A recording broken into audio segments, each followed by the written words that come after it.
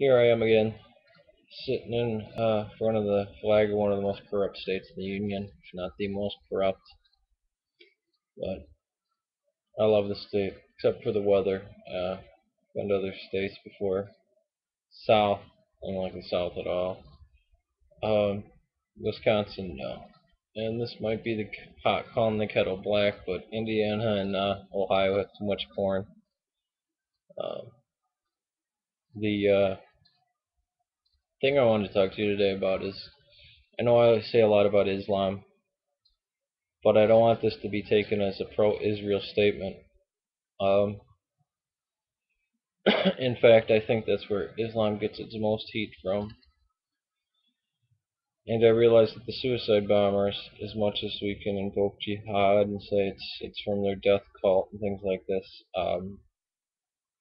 let's not forget that that was brought from Pakistan, and it's really from the Hindus, and it's also inspired from about 100 years ago, the Marxist movements.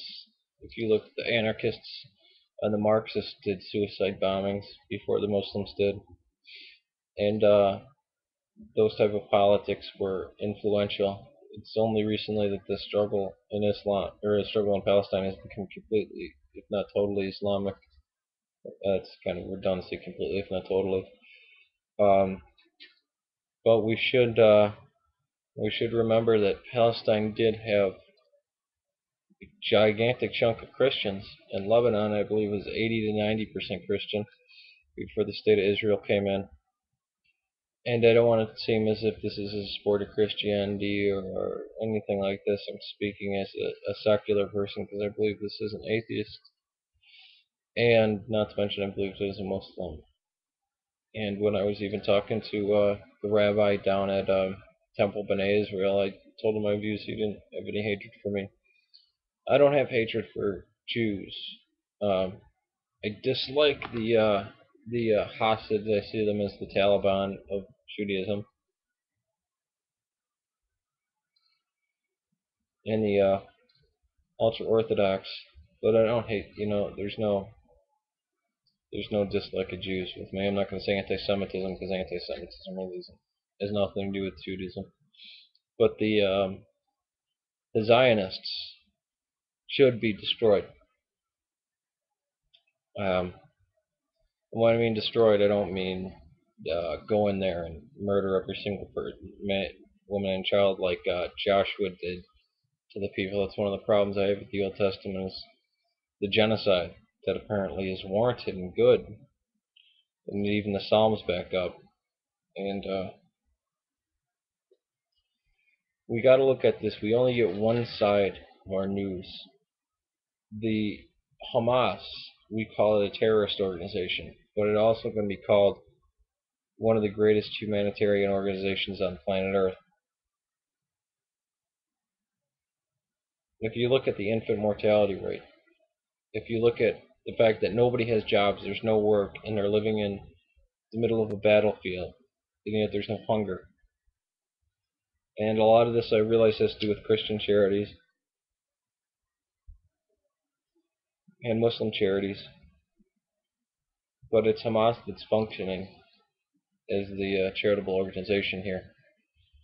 And remember, as much as we might not like Hamas, the crimes of Israel, the fight that Israel picked, uh, we tend to look at one side as the good guy and one side as the bad guy. Um, and it's funny how we view World War II, where we know the Stalinist communists did much worse than the Nazis, but we remember them romantically as allies, and we've been making movies about them like Enemy at the Gates, where there's these great people, and we portray the Germans as these filthy evil people instead of giving the same light to each side, and maybe we'd see some valiant works of the Germans, even though I don't know if that's appropriate since Nazism was evil. But it's kind of hard for us to see a people that come out of this abusive Holocaust and inflict the same thing on the native indigenous people of Palestine. I do not believe for a second that any of those Jews came back there. Well, at least not the majority of them were descended from Abraham. I think there were converts from Khazars, other converts. Even in the New Testament and works around the first century, we see that there were many proselyte Jews. There were many Jews that converted. And I think we need to stand together with the Palestinians. All humanity needs to stand with the Palestinians on this and reject the fascism that Israel imposes on an innocent people. I can't see the Palestinian people as Muslims. And it's not just because a great majority of them are Christians, many of them are secular. Yes, they use Islam as a battle cry. You know, Hamas does that. But the victims and the good guys are the Palestinians. And there may be evil Palestinians, there's probably evil Americans. And the Americans probably did bad things during World War II and a lot of their fighting.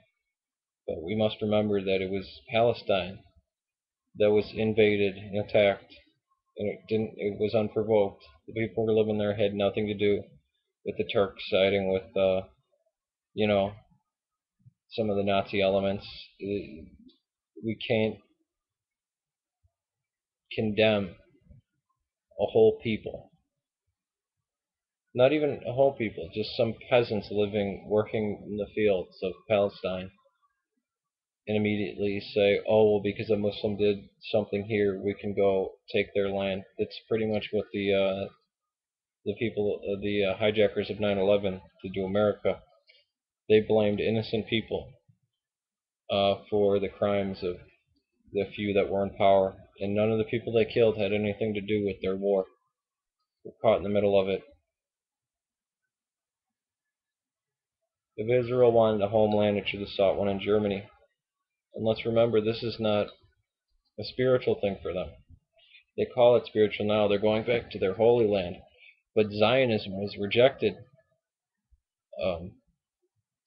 150 years ago by most Jewish people. They didn't like the idea of leaving the comfort of their homes and going to the desert. And even in 1947, a lot of them didn't like the ideas of leaving their homeland, going to the desert where a war was about to go on. A seven-nation army was going to attack them. And still this day, many Jews don't like that. Remember that Zionism was a secularist movement. It was a fascist movement. I can recall a story that somebody told me when they worked at a kibbutz, probably 20, maybe 30 years ago. They told it to me recently, but in the last couple of years, but they lived on a kibbutz maybe 20, 30 years ago, and I guess there was a severe drought, and they could look out and they saw the land dead, the almond trees dead and dying, and the Zionists there, the Jews, had an Olympic-sized swimming pool, and they treated the surrounding people, the indigenous Palestinians, like trash.